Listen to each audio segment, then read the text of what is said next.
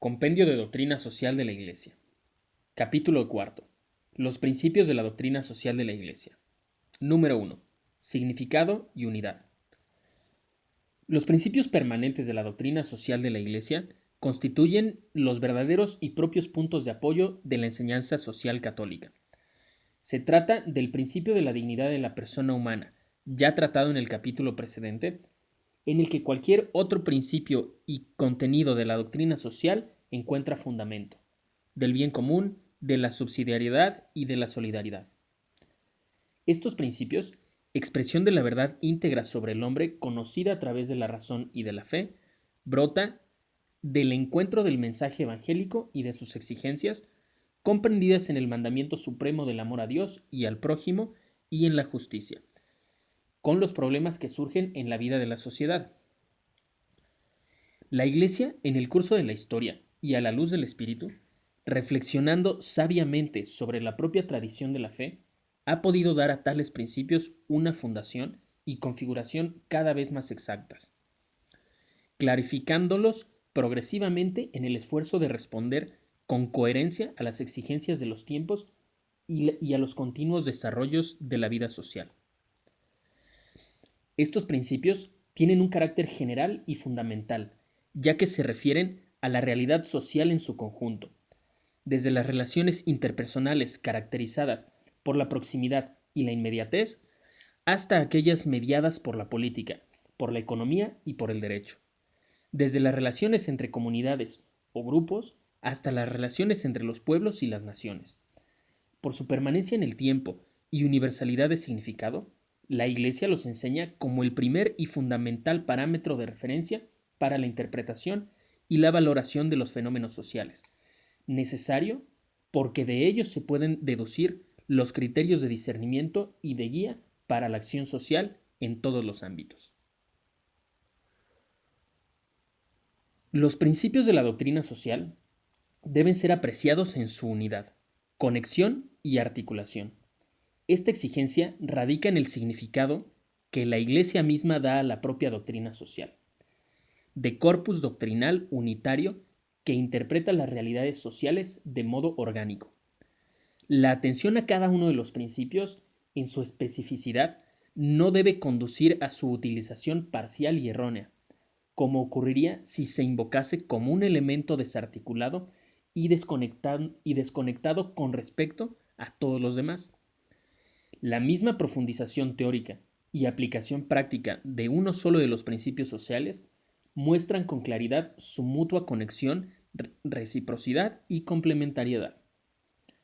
Estos fundamentos de la doctrina de la Iglesia representan un patrimonio permanente de reflexión, que es parte esencial del mensaje cristiano, pero van mucho más allá, ya que indican a todos las vías posibles para edificar una vida social buena, auténticamente renovada. Los principios de la doctrina social, en su conjunto, constituyen la primera articulación de la verdad de la sociedad, que interpela toda conciencia y la invita a interactuar libremente con las demás, en plena corresponsabilidad con todos y respecto de todos. En efecto, el hombre no puede evadir la cuestión de la verdad y del sentido de la vida social, ya que la sociedad no es una realidad extraña a su misma existencia. Estos principios tienen un significado profundamente moral, porque remiten a los fundamentos últimos y ordenadores de la vida social. Para su plena comprensión, es necesario actuar en la dirección que señalan, por la vía que indican para el desarrollo de una vida digna del hombre. La exigencia moral íncita en los grandes principios sociales concierne tanto el actuar personal de los individuos como primeros e instituibles sujetos responsables de la vida social a cualquier nivel, cuanto de igual modo las instituciones, representadas por leyes, normas de costumbre y estructuras civiles, a causa de su capacidad de influir y condicionar las opciones de muchos y por mucho tiempo. Los principios recuerdan, en efecto, que la sociedad históricamente existente surge del entrelazarse de las libertades de todas las personas que en ella interactúan, contribuyendo mediante sus opciones a edificarla o a empobrecerla. Número 2. El principio del bien común. Inciso A. Significado y aplicaciones principales. De la dignidad, unidad e igualdad de todas las personas deriva, en primer lugar, el principio del bien común, al que debe referirse todo aspecto de la vida social para encontrar plenitud de sentido. Según una primera y vasta acepción, por bien común se entiende el conjunto de condiciones de la vida social que hacen posible a las asociaciones y a cada uno de sus miembros el logro más pleno y más fácil de la propia perfección. El bien común no consiste en la simple suma de los bienes particulares de cada sujeto del cuerpo social. Siendo de todos y de cada uno, es y permanece común, porque es indivisible y porque solo juntos es posible alcanzarlo, acrecentarlo y custodiarlo, también en vistas al futuro. Como el actuar moral del individuo se realiza en el cumplimiento del bien, así el actuar social alcanza su plenitud en la realización del bien común. El bien común se puede considerar como la dimensión social y comunitaria del bien moral. Una sociedad que, en todos sus niveles, quiere positivamente estar al servicio del ser humano es aquella que se propone como meta prioritaria el bien común, en cuanto bien de todos los hombres y de todo el hombre. La persona no puede encontrar realización solo en sí misma, es decir, prescindir de su ser con y para los demás. Esta verdad le impone no una simple convivencia en los diversos niveles de la vida social y relacional, sino también la búsqueda incesante de manera práctica y no solo ideal del bien, es decir, del sentido y de la verdad que se encuentra en las formas de vida social existentes. Ninguna forma expresiva de la sociabilidad, desde la familia, pasando por el grupo social intermedio, la asociación, la empresa de carácter económico, la ciudad, la región, el Estado, hasta la misma comunidad de los pueblos y de las naciones, puede eludir la cuestión acerca del propio bien común, que es constitutivo de su significado y auténtica razón de ser de su misma subsistencia. Inciso B. La responsabilidad de todos por el bien común. Las exigencias del bien común derivan de las condiciones sociales de cada época y están estrechamente vinculadas al respeto y a la promoción integral de la persona y de sus derechos fundamentales. Tales exigencias atañen, ante todo, al compromiso por la paz, a la correcta organización de los poderes del Estado, a un sólido ordenamiento jurídico, a la salvaguarda del ambiente, a la prestación de los servicios esenciales para las personas, algunos de los cuales son, al mismo tiempo, derechos del hombre: alimentación, habitación, trabajo, educación y acceso a la cultura, transporte, salud, libre circulación de las informaciones y tutela de la libertad religiosa. Sin olvidar la contribución que cada nación tiene el deber de dar para establecer una verdadera cooperación internacional en vistas del bien común de la humanidad entera, teniendo en mente también las futuras generaciones. El bien común es un deber de todos los miembros de la sociedad. Ninguno está exento de colaborar, según las propias capacidades, en su consecución y desarrollo. El bien común exige ser servido plenamente, no según visiones reductivas subordinadas a las ventajas que cada uno puede obtener, sino en base a una ideología que asume en toda su amplitud la correlativa responsabilidad. El bien común corresponde a las inclinaciones más elevadas del hombre, pero es un bien arduo de alcanzar, porque exige la capacidad y la búsqueda constante del bien de los demás como si fuese el bien propio. Todos tienen también derecho a gozar de las condiciones de vida social que resultan de la búsqueda del bien común. Sigue siendo actual la enseñanza de Pío XI. Es necesario que la partición de los bienes creados se revoque y se ajuste a las normas del bien común o de la justicia social, pues cualquier persona sensata ve cuán gravísimo trastorno acarrea consigo esta enorme diferencia actual entre unos pocos cargados de fabulosas riquezas y la incontable multitud de los necesitados. Inciso C. Las tareas de la comunidad política.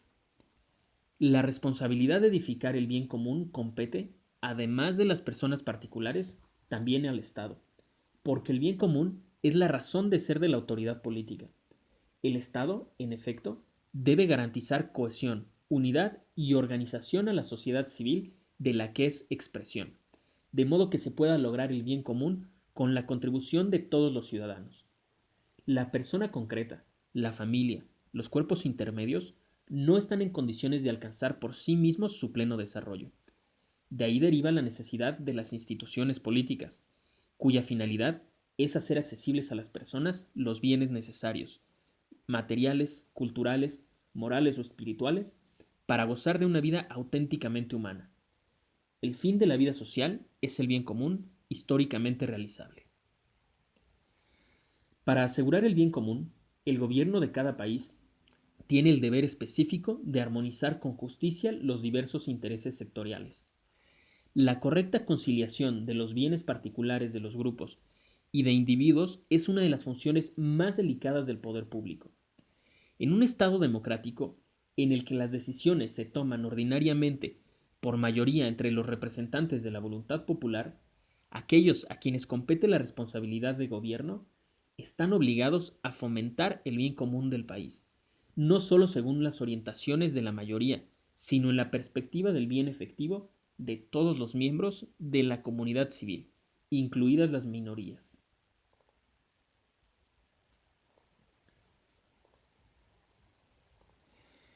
El bien común de la sociedad no es un fin autárquico.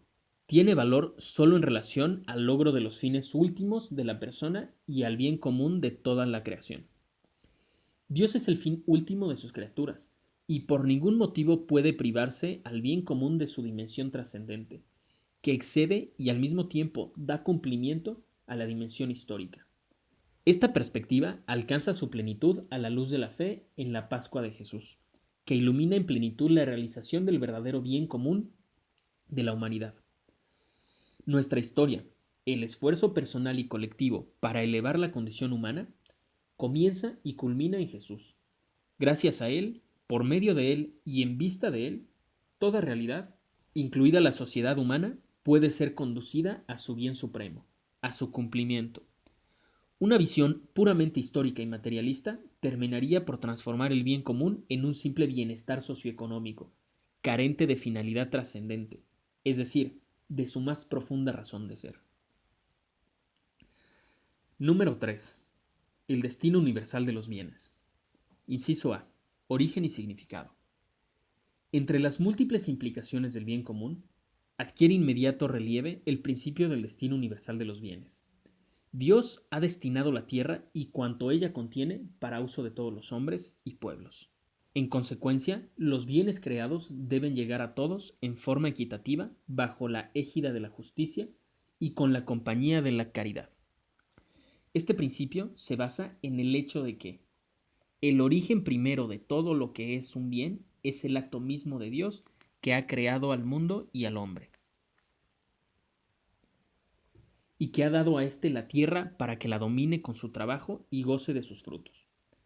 Dios ha dado la tierra a todo el género humano, para que ella sustente a todos sus habitantes, sin excluir a nadie ni privilegiar a ninguno. He ahí, pues, la raíz primera del destino universal de los bienes de la tierra. Esta, por su misma fecundidad y capacidad de satisfacer las necesidades del hombre, es el primer don de Dios para el sustento de la vida humana. La persona, en efecto, no puede prescindir de los bienes materiales que responden a sus necesidades primarias y constituyen las condiciones básicas para su existencia. Estos bienes le son absolutamente indispensables para alimentarse y crecer, para comunicarse, para asociarse y para poder conseguir las más altas finalidades a las que está llamado. El principio del destino universal de los bienes de la tierra está en la base del derecho universal al uso de los bienes. Todo hombre debe tener la posibilidad de gozar del bienestar necesario para su pleno desarrollo. El principio del uso común de los bienes es el primer principio de todo el ordenamiento ético-social y principio peculiar de la doctrina social cristiana.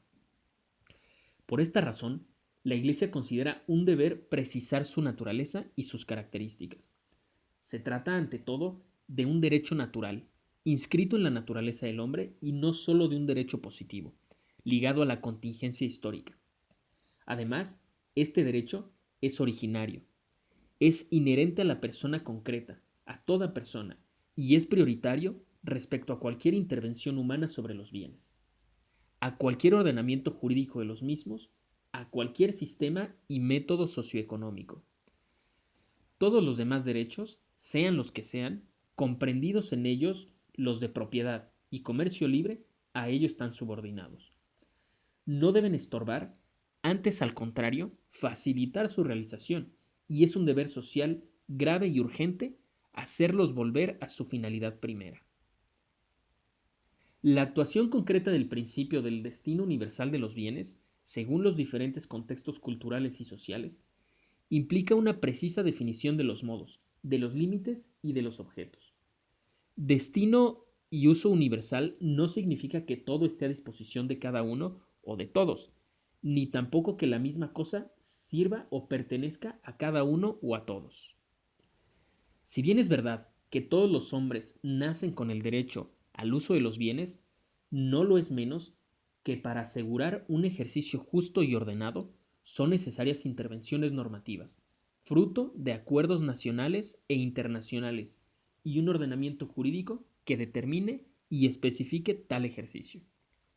El principio del destino universal de los bienes invita a cultivar una visión de la economía inspirada en valores morales que permitan tener siempre presente el origen y la finalidad de tales bienes, para así realizar un mundo justo y solidario, en el que la creación de la riqueza pueda asumir una función positiva. La riqueza, efectivamente, presenta esta valencia en la multiplicidad de las formas que pueden expresarla como resultado de un proceso productivo de elaboración técnico-económica de los recursos disponibles, naturales y derivados. Es un proceso que debe estar guiado por la inventiva, por la capacidad de proyección, por el trabajo de los hombres y debe ser empleado como medio útil para promover el bienestar de los hombres y de los pueblos y para impedir su exclusión y explotación. El destino universal de los bienes comporta un esfuerzo común dirigido a obtener para cada persona y para todos los pueblos las condiciones necesarias de un desarrollo integral, de manera que todos puedan contribuir a la promoción de un mundo más humano, donde cada uno pueda dar y recibir, y donde el progreso de unos no sea obstáculo para el desarrollo de otros, ni un pretexto para su servidumbre. Este principio corresponde al llamado que el Evangelio incesantemente dirige a las personas y a las sociedades de todo tiempo, siempre expuestas a las tentaciones del deseo de poseer, a las que el mismo Señor Jesús quiso someterse, para enseñarnos el modo de superarlas con su gracia. Inciso B. Destino universal de los bienes y propiedad privada. Mediante el trabajo, el hombre, usando su inteligencia, logra dominar la tierra y hacerla su digna morada. De este modo, se apropia una parte de la tierra, la que se ha conquistado con su trabajo. He ahí el origen de la propiedad individual. La propiedad privada y las otras formas de dominio privado de los bienes aseguran a cada cual una zona absolutamente necesaria para la autonomía personal y familiar. Deben ser considerados como ampliación de la libertad humana. Al, al estimular el ejercicio de la tarea y de la responsabilidad, constituyen una de las condiciones de las libertades civiles. La propiedad privada es un elemento esencial de una política económica auténticamente social y democrática, y es garantía de un recto orden social. La doctrina social postula que la propiedad de los bienes sea accesible a todos por igual, de manera que todos se conviertan, al menos en cierta medida, en propietarios, y excluye el recurso a formas de posesión indivisa para todos. La tradición cristiana nunca ha aceptado el derecho a la propiedad privada como absoluto e intocable. Al contrario, siempre lo ha entendido en el contexto más amplio del derecho común de todos a usar los bienes de la creación entera. El derecho a la propiedad privada como subordinada al derecho al uso común, al destino universal de los bienes. El principio del destino universal de los bienes afirma tanto el pleno y perenne señorío de Dios sobre la realidad, como la exigencia de que los bienes de la creación permanezcan finalizados y destinados al desarrollo de todo el hombre y de la humanidad entera. Este principio no se opone al derecho de propiedad, sino que indica la necesidad de reglamentarlo.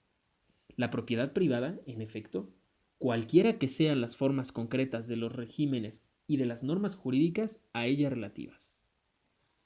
La propiedad privada, en efecto, cualquiera que sean las formas concretas de los regímenes y de las normas jurídicas a ella relativas, es, en su esencia, solo un instrumento para el respeto del principio del destino universal de los bienes, y por tanto, en último análisis, un medio y no un fin. La enseñanza social de la Iglesia exhorta a reconocer la función social de cualquier forma de posesión privada, en clara referencia a la exigencia imprescindible del bien común. El hombre no debe tener las cosas exteriores que legítimamente posee como exclusivamente suyas, sino también como comunes, en el sentido de que no le aprovechen a él solamente, sino también a los demás. El destino universal de los bienes comporta vínculos sobre su uso por parte de los legítimos propietarios. El individuo no puede obrar prescindiendo de los efectos del uso de los propios recursos, sino que debe actuar en modo que persiga, además de las ventajas personales y familiares, también el bien común. De ahí deriva el deber por parte de los propietarios de no tener inoperantes los bienes poseídos y de destinarlos a la actividad productiva, confiándolos incluso a quien tiene el deseo y la capacidad de hacerlos producir. La actual fase histórica, poniendo a disposición de la sociedad bienes nuevos, del todo desconocidos hasta tiempos recientes, impone una relectura del propio destino universal de los bienes de la tierra, haciéndose necesaria una extensión que comprenda también los frutos del reciente progreso económico y tecnológico. La propiedad de los nuevos bienes, fruto del conocimiento, de la técnica y del saber, resulta cada vez más decisiva, porque en ella, mucho más que en los recursos naturales, se funda la riqueza de las naciones industrializadas. Los nuevos conocimientos técnicos y científicos deben ponerse al servicio de las necesidades primarias del hombre, para que pueda aumentarse gradualmente el patrimonio común de la humanidad. La plena actuación del principio del destino universal de los bienes requiere, por tanto, acciones a nivel internacional e iniciativas programadas por parte de todos los países. Hay que romper las barreras y los monopolios que dejan a tantos pueblos al margen del desarrollo y asegurar a todos, individuos y naciones, las condiciones básicas que permitan participar en dicho desarrollo. Si bien en el proceso de desarrollo económico y social adquieren notable relieve formas de propiedad desconocidas en el pasado, no se puede olvidar, sin embargo, las tradicionales. La propiedad individual no es la única forma legítima de posesión. Reviste particular importancia también la antigua forma de propiedad comunitaria, que presente también en los países económicamente avanzados, caracteriza de modo particular la estructura social de numerosos pueblos indígenas. Es una forma de propiedad que incide muy profundamente en la vida económica, cultural y política de aquellos pueblos hasta el punto de constituir un elemento fundamental para su supervivencia y bienestar. La defensa y la valoración de la propiedad comunitaria no deben excluir, sin embargo, la conciencia de que también este tipo de propiedad está destinado a evolucionar. Si se actuase solo para garantizar su conservación, se correría el riesgo de anclarla al pasado y de este modo ponerla en peligro. Sigue siendo vital, especialmente en los países en vías de desarrollo o que han salido de sistemas colectivistas o de colonización, la justa distribución de la tierra. En las zonas rurales, la posibilidad de acceder a la tierra mediante las oportunidades ofrecidas por los mercados de trabajo y de crédito es condición necesaria para el acceso a los demás bienes y servicios, además de constituir un camino eficaz para la salvaguarda del ambiente. Esta posibilidad representa un sistema de seguridad social realizable también en los países que tienen una estructura administrativa débil. De la propiedad deriva para el sujeto poseedor, sea ésta un individuo o una comunidad, una serie de ventajas objetivas, mejores condiciones de vida, seguridad para el futuro, mayores oportunidades de elección. De la propiedad, por otro lado, puede proceder también una serie de promesas ilusorias y tentadoras. El hombre o la sociedad que llegan al punto de absolutizar el derecho de propiedad terminan por experimentar la esclavitud más radical. Ninguna posesión, en efecto, puede ser considerada indiferente por el influjo que ejerce, tanto sobre los individuos como sobre las instituciones. El poseedor que incautamente idolatra sus bienes resulta, más que nunca, poseído y subyugado por ellos.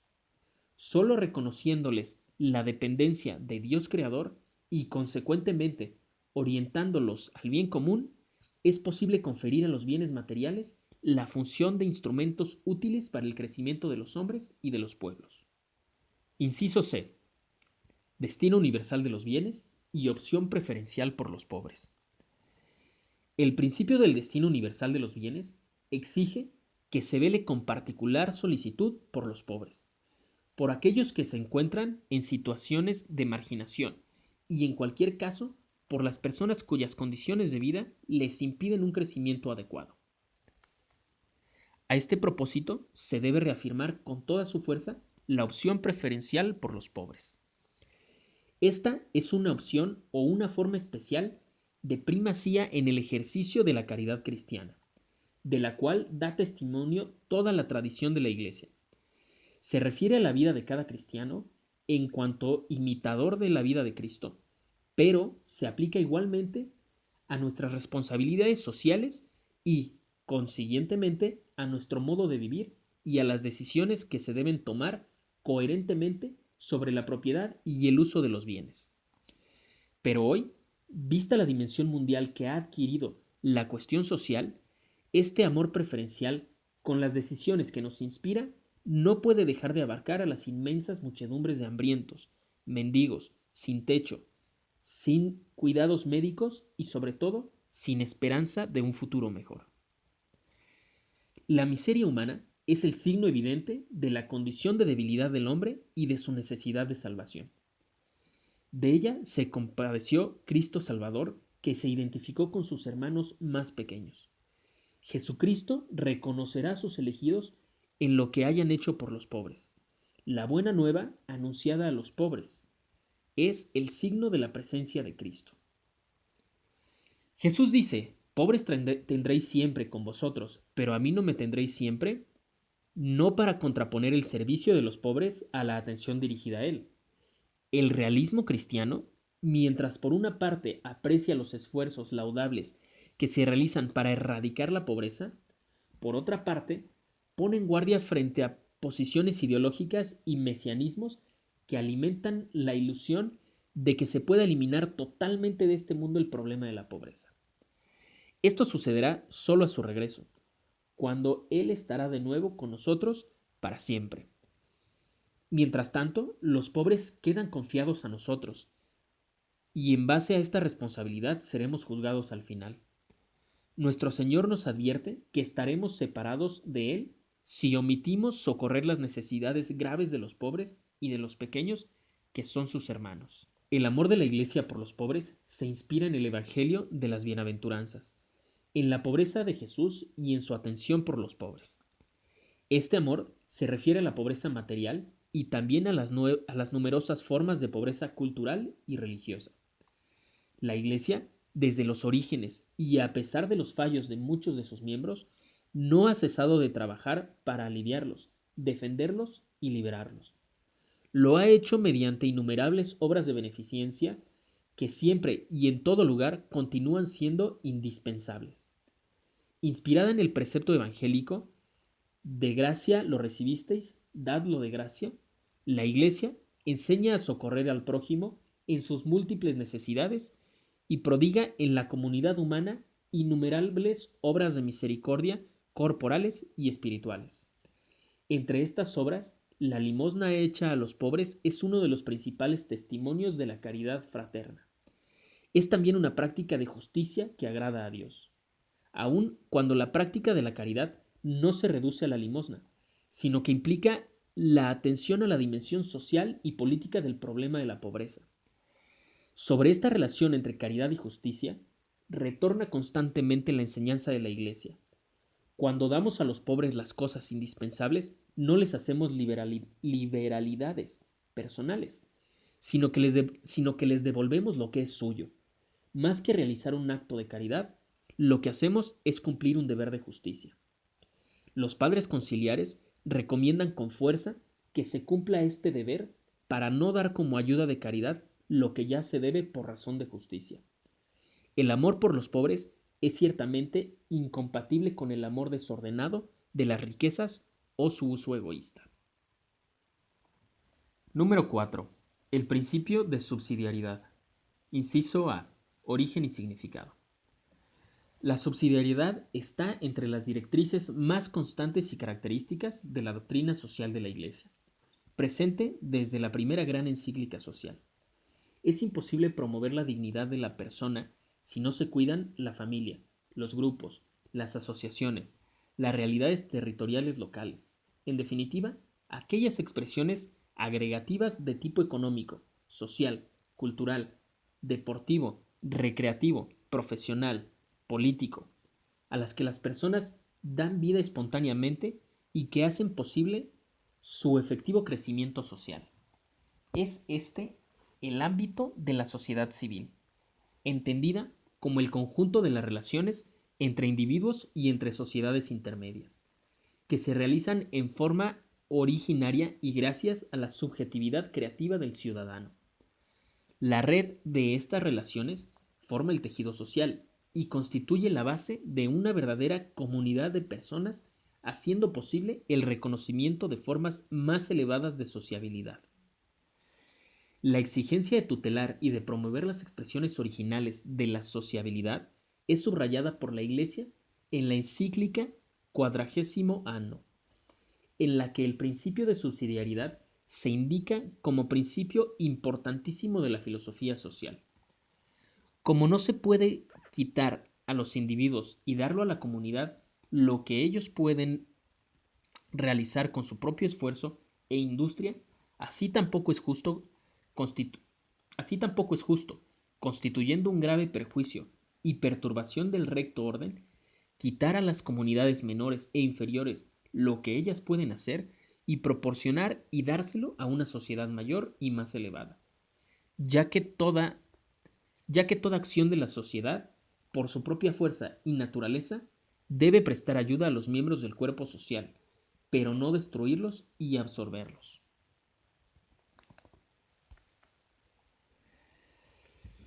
Conforme a este principio, todas las sociedades de orden superior deben ponerse en una actitud de ayuda, subsidium, por tanto, de apoyo, promoción, desarrollo, respecto a las menores.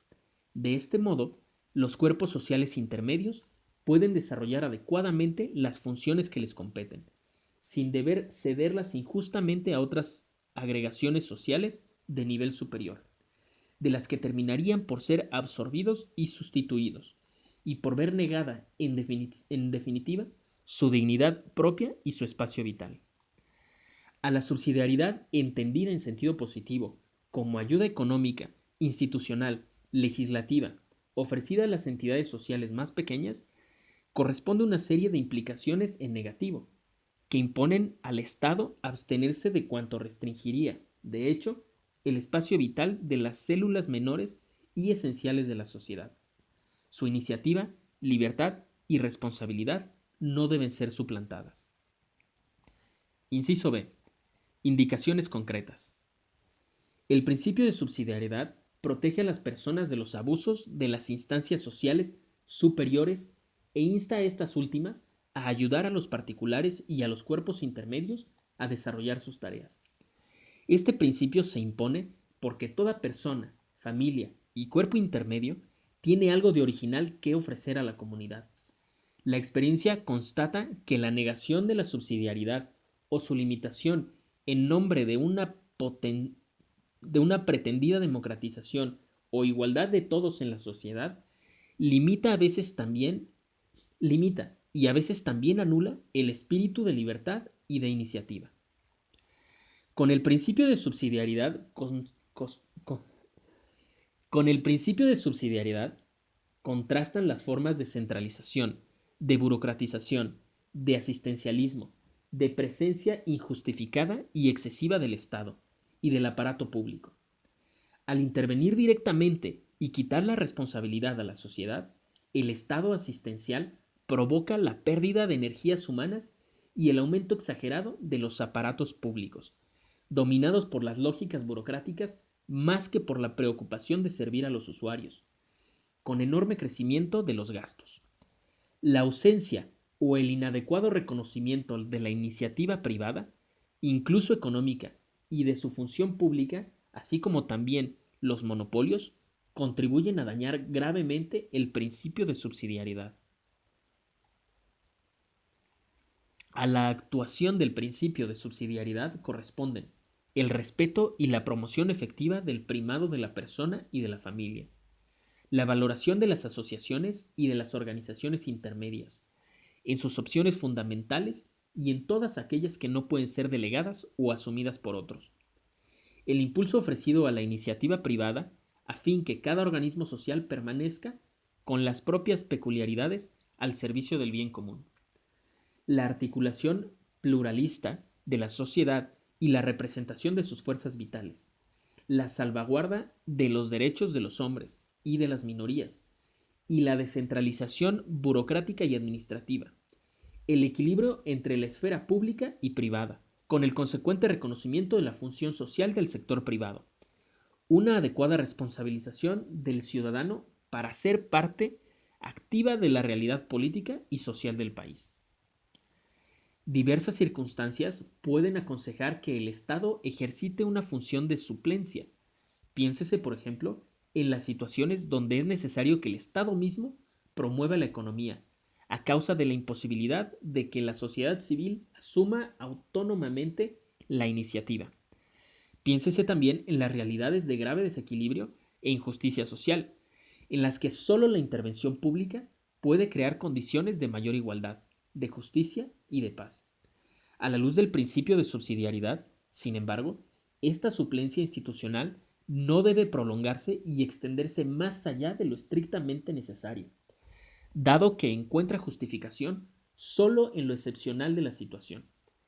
En todo caso, el bien común, correctamente entendido, cuyas exigencias no deberán en modo alguno estar en contraste con la tutela y la promoción del primado de la persona y de sus principales expresiones sociales, deberá permanecer como el criterio de discernimiento acerca de la aplicación del principio de subsidiariedad.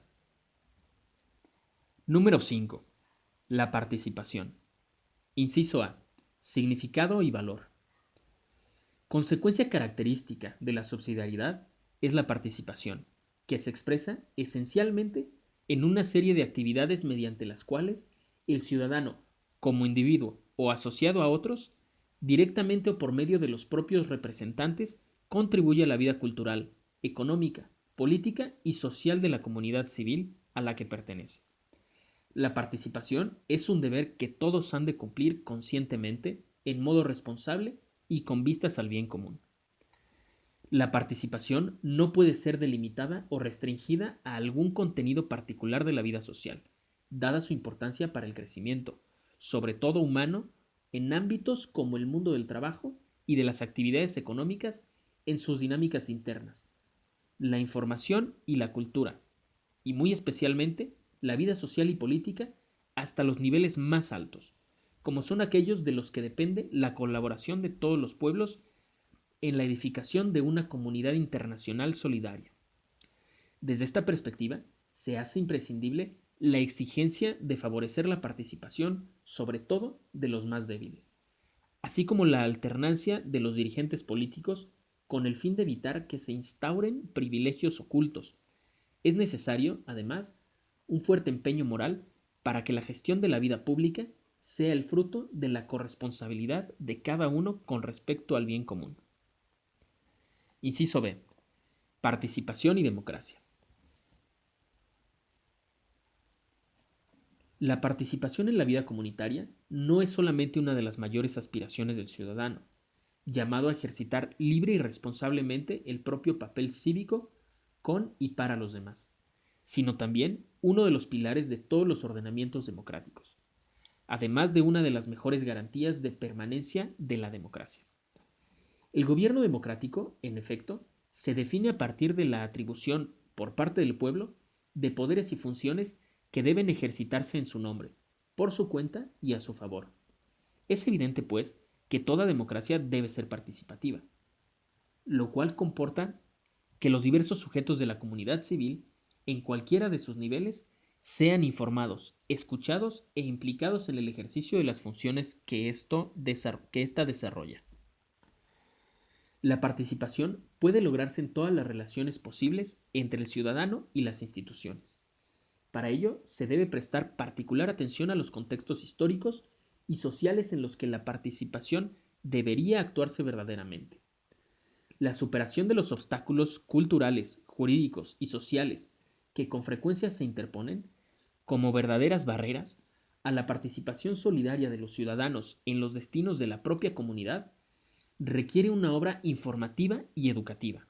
Una consideración cuidadosa merecen, en este sentido, todas las posturas que llevan al ciudadano a formas de participación insuficiente o incorrectas, y al difundido desinterés por todo lo que concierne a la esfera de la vida social y política. Piénsese, por ejemplo, en los intentos de los ciudadanos de contratar con las instituciones las condiciones más ventajosas para sí mismos, casi como si éstas estuvieran al servicio de las necesidades egoístas, y en la praxis de limitarse a la expresión de la opción electoral, llegando aún en muchos casos a abstenerse.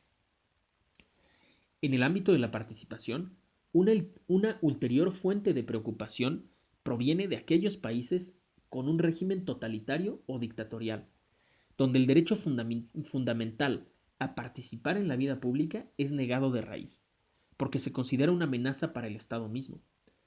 De los países donde este derecho es enunciado solo formalmente, sin que se pueda ejercer concretamente, y también de aquellos otros donde el crecimiento exagerado del aparato burocrático niega de hecho al ciudadano la posibilidad de proponerse como un verdadero actor de la vida social y política.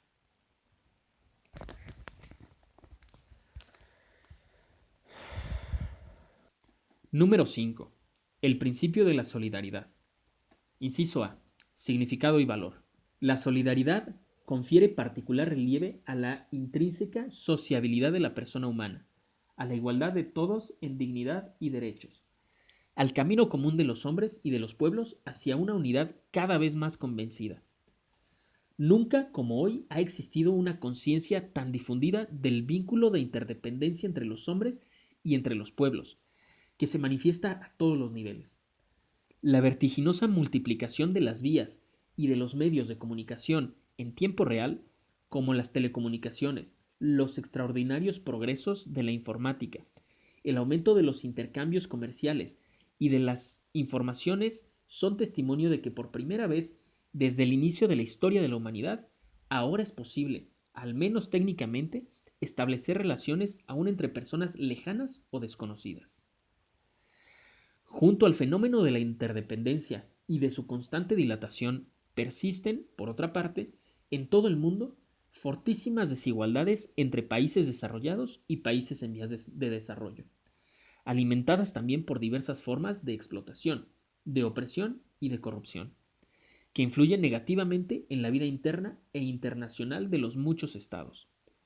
El proceso de aceleración de la interdependencia entre las personas y los pueblos debe estar acompañado por un crecimiento en el plano ético-social igualmente intenso, para así evitar las nefastas consecuencias de una situación de injusticia de dimensiones planetarias, con repercusiones negativas incluso en los mismos países actualmente más favorecidos. Inciso B. La solidaridad como principio social y como virtud moral.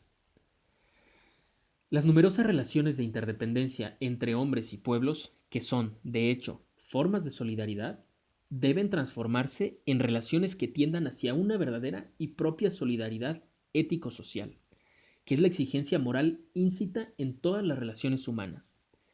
La solidaridad se presenta, por tanto, bajo dos aspectos complementarios, como principio social y como virtud moral. La solidaridad debe captarse, ante todo, en su valor de principio social, ordenador de las instituciones, según el cual las estructuras de pecado que dominan las relaciones entre las personas y los pueblos deben ser superadas y transformadas en estructuras solidarias, mediante la creación o la oportuna modificación de leyes, reglas de mercado y ordenamientos.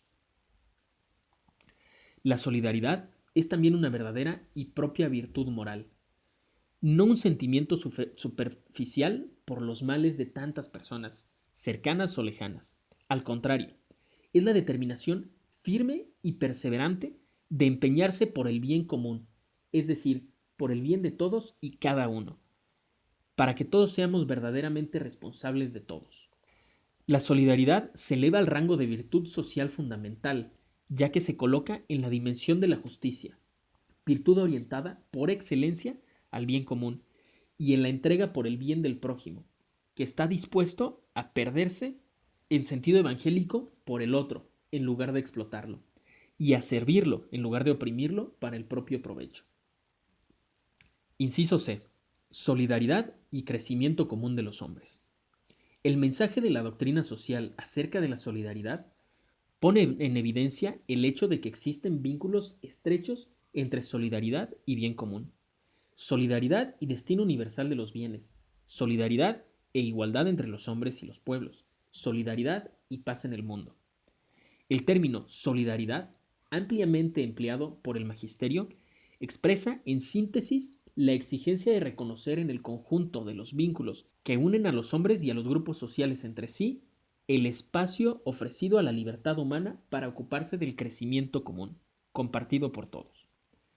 El compromiso en esta dirección se traduce en la aportación positiva que nunca debe faltar a la causa común, en la búsqueda de los puntos de posible entendimiento, incluso allí donde prevalece una lógica de separación y fragmentación, en la disposición para gastarse por el bien del otro, superando cualquier forma de individualismo y particularismo.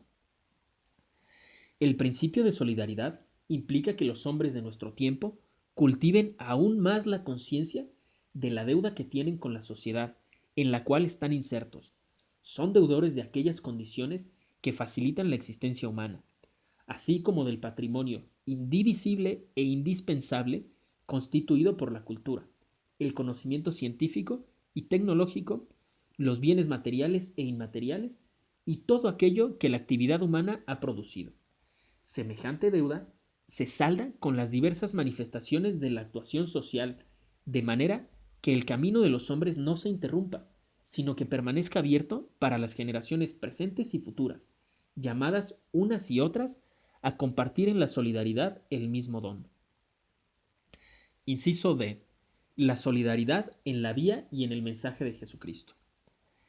La cumbre insuperable de la perspectiva indicada es la vida de Jesús de Nazaret, el hombre nuevo, solidario con la humanidad hasta la muerte de cruz. En él es posible reconocer el signo viviente del amor inconmensurable y trascendente del Dios con nosotros, que se hace cargo de las enfermedades de su pueblo, camina con él, lo salva y lo constituye en la unidad.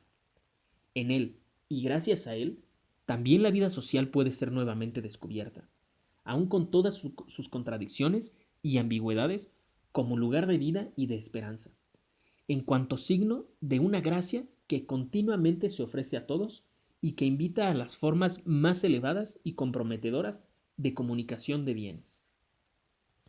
Jesús de Nazaret hace resplandecer ante los ojos de todos los hombres el nexo entre solidaridad y caridad, iluminando todo su significado a la luz de la fe.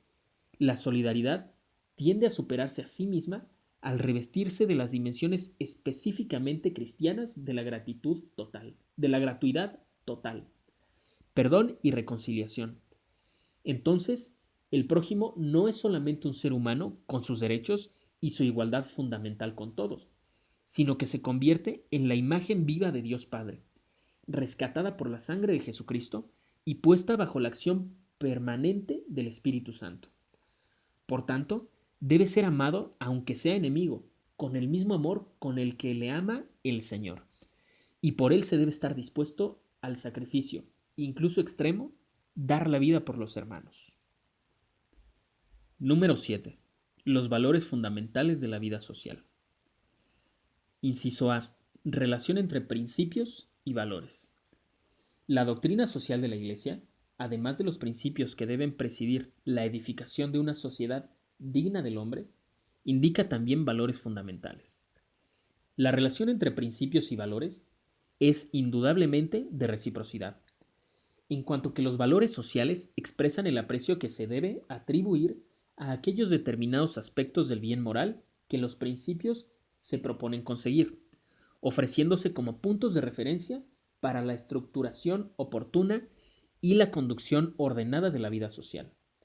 Los valores requieren, por consiguiente, tanto la práctica de los principios fundamentales de la vida social como el ejercicio personal de las virtudes y, por ende, las actitudes morales correspondientes a los valores mismos. Todos los valores sociales son inherentes a la dignidad de la persona humana, cuyo auténtico desarrollo favorecen. Son esencialmente la verdad, la libertad, la justicia y el amor. Su práctica es el camino seguro y necesario para alcanzar la perfección personal y una convivencia social más humana. Constituyen la referencia imprescindible para los responsables de la vida pública, llamados a realizar las reformas sustanciales de las estructuras económicas, políticas, culturales y tecnológicas y los cambios necesarios en las instituciones. El respeto de la legítima autonomía de las realidades terrenas lleva a la Iglesia a no asumir competencias específicas de orden técnico y temporal, pero no le impide intervenir para mostrar cómo en las diferentes opciones del hombre estos valores son afirmados o por el contrario negados. Inciso B. La verdad. Los hombres tienen una especial obligación de tender continuamente hacia la verdad, respetarla y atestiguarla responsablemente. Vivir en la verdad tiene un importante significado en las relaciones sociales. La convivencia de los seres humanos dentro de una comunidad, en efecto, es ordenada, fecunda y conforme a su dignidad de personas, cuando se funda en la verdad. Las personas y los grupos sociales, cuanto más se esfuerzan por resolver los problemas sociales según la verdad, tanto más se alejan del arbitrio y se adecúan a las exigencias objetivas de la moralidad. Nuestro tiempo requiere una intensa actividad educativa y un compromiso correspondiente por parte de todos, para que la búsqueda de la verdad, que no se puede reducir al conjunto de opiniones o alguna de ellas, sea promovida en todos los ámbitos y prevalezca por encima de cualquier intento de relativizar sus exigencias o de ofenderla. Es una cuestión que afecta particularmente al mundo de la comunicación pública y de la economía. En ellos, el uso sin escrúpulos del dinero plantea interrogantes cada vez más urgentes, que remiten necesariamente a una exigencia de transparencia y de honestidad en la actuación personal y social. Inciso C. La libertad. La libertad es en el hombre signo eminente de la imagen divina y como consecuencia signo de la sublime dignidad de cada persona humana. La libertad se ejercita en las relaciones entre los seres humanos. Toda persona humana, creada a imagen de Dios, tiene el derecho natural de ser reconocida como un ser libre y responsable. Todo hombre debe prestar a cada cual el respeto al que éste tiene derecho. El derecho al ejercicio de la libertad es una exigencia inseparable de la dignidad de la persona humana.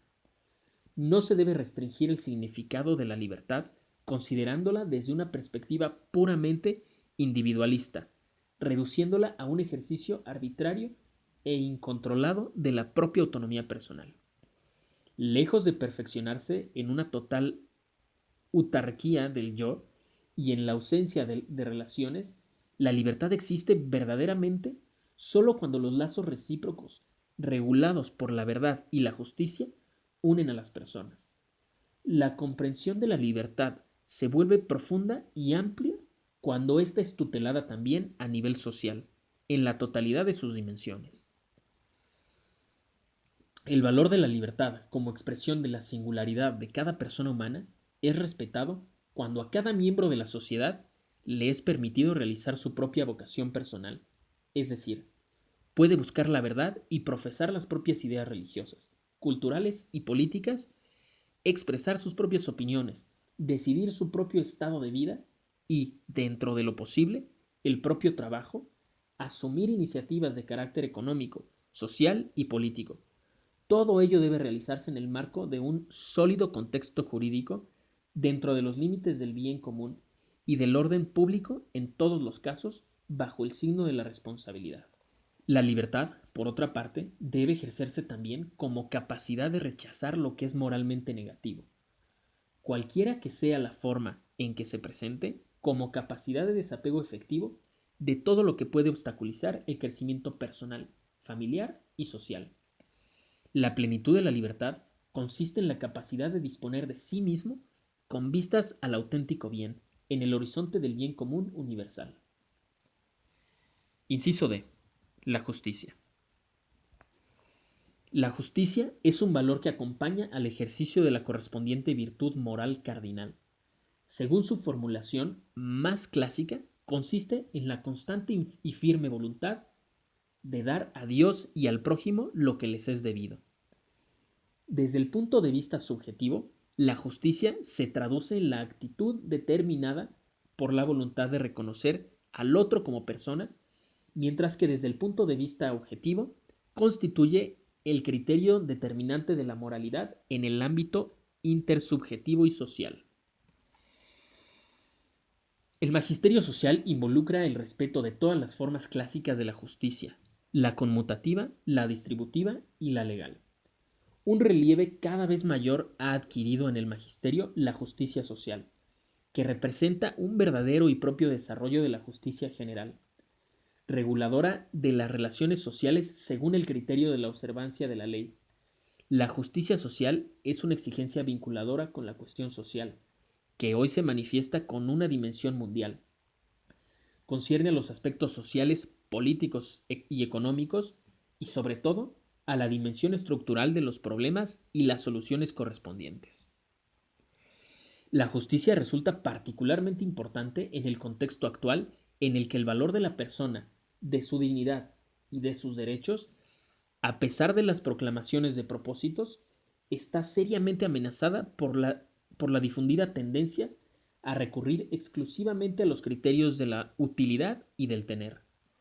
La justicia, conforme a estos criterios, es considerada de forma reducida, mientras que adquiere un significado más pleno y auténtico en la antropología cristiana.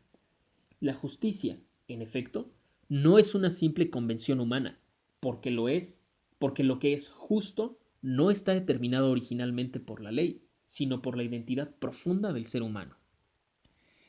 La plena verdad sobre el hombre permite superar la visión contractual de la justicia, que es una visión limitada, y abrirla al horizonte de la solidaridad y del amor.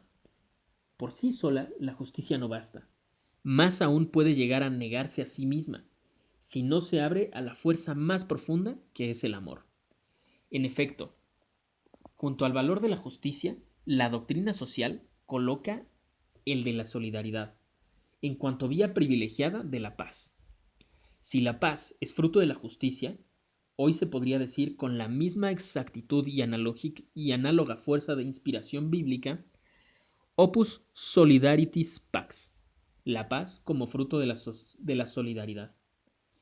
La meta de la paz, en efecto, solo se alcanza con la realización de la justicia social e internacional, y además con la práctica de las virtudes que favorecen la convivencia y nos enseñan a vivir unidos para construir juntos, dando y recibiendo una sociedad nueva y un mundo mejor. Número 8. La vía de la caridad. Entre las virtudes en su conjunto, y especialmente entre las virtudes, los valores sociales y la caridad, existe un vínculo profundo que debe ser reconocido cada vez más profundamente. La caridad, a menudo limitada al ámbito de las relaciones de proximidad o circunscrita únicamente a los aspectos meramente subjetivos de la actuación en favor del otro, debe ser reconsiderada en su auténtico valor de criterio supremo y universal de toda la ética social. De todas las vías, incluidas las que se buscan y recorren para afrontar las formas siempre nuevas de la actual cuestión social, la más excelente es la vía trazada por la caridad. Los valores de la verdad, de la justicia y de la libertad nacen y se desarrollan de la fuente interior de la caridad. La convivencia humana resulta ordenada, fecunda en el bien y apropiada a la dignidad del hombre cuando se funde en la verdad, cuando se realiza según la justicia, es decir, en el efectivo respeto de los derechos y en el leal cumplimiento de los respectivos deberes, cuando es realizada en la libertad que corresponde a la dignidad de los hombres, impulsados por su misma naturaleza racional a asumir la responsabilidad de sus propias acciones, cuando es vivificada por el amor, que hace sentir como propias las necesidades y las exigencias de los demás e intensifica cada vez más la comunión en los valores espirituales y la solicitud por las necesidades materiales. Estos valores constituyen los pilares que dan solidez y consistencia al edificio del vivir y del actuar. Son valores que determinan la cualidad de toda acción e institución social. La caridad presupone y trasciende la justicia. Esta última ha de complementarse con la caridad. Si la justicia es de por sí apta para servir de árbitro entre todos los hombres en la recíproca repartición de los bienes objetivos, según una medida adecuada, el amor, en cambio, y solamente el amor, es capaz de restituir el hombre a sí mismo. No se pueden regular las relaciones humanas únicamente con la medida de la justicia. La experiencia del pasado y nuestros tiempos demuestran que la justicia por sí sola no es suficiente y que más aún puede conducir a la negación y al aniquilamiento de sí misma. Ha sido ni más ni menos la experiencia histórica la que, entre otras cosas, ha llevado a formular esta aserción. Sumum ius summa injuria. Mucha ley, mucha injusticia. La justicia, en efecto, en todas las esferas de las relaciones interhumanas, debe experimentar, por decirlo así, una notable corrección por parte del amor, que, como proclama San Pablo, es paciente y benigno, o dicho en otras palabras, lleva en sí los caracteres del amor misericordioso, tan esenciales al Evangelio y al cristianismo. Ninguna legislación, ningún sistema de reglas o de estipulaciones lograrán persuadir a hombres y pueblos a vivir en la unidad, en la fraternidad y en la paz. Ningún argumento podrá superar el apelo de la caridad. Solo la caridad, en su calidad de forma virtutum, puede animar y plasmar la actuación social para edificar la paz. En el contexto de un mundo cada vez más complejo, para que todo esto suceda, es necesario que se muestre la caridad no solo como inspiradora de la acción individual, sino también como fuerza capaz de suscitar vías nuevas para afrontar los problemas del mundo de hoy y para renovar profundamente desde su interior las estructuras, organizaciones sociales y ordenamientos jurídicos. En esta perspectiva, la caridad se convierte en caridad social y política. La caridad social nos hace amar el bien común y nos lleva a buscar efectivamente el bien de todas las personas, consideradas no solo individualmente, sino también en la dimensión social que las une. La caridad social y política no se agota en las relaciones entre las personas, sino que se despliega en la red en la que estas relaciones se insertan, que es precisamente la comunidad social y política, e interviene sobre esta procurando el bien posible para la comunidad en su conjunto. En muchos aspectos, el prójimo que tenemos que amar se presenta en sociedad, de modo que amarlo realmente, socorrer su necesidad o su indigencia, puede significar algo distinto del bien que se le puede desear en el plano puramente individual. Amarlo en el plano social significa, según las situaciones, servirse de las mediaciones sociales para mejorar su vida, o bien eliminar los factores sociales que causan su indigencia. La obra de misericordia, con la que se responde aquí y ahora a una necesidad real y urgente del prójimo, es, indudablemente, un acto de caridad, Pero es un acto de caridad igualmente indispensable el esfuerzo dirigido a organizar y estructurar la sociedad de modo que el prójimo no tenga que padecer la miseria, sobre todo cuando ésta se convierte en la situación en que se debaten un inmenso número de personas y hasta de pueblos enteros, situación que asume hoy las proporciones de una verdadera y propia cuestión social mundial.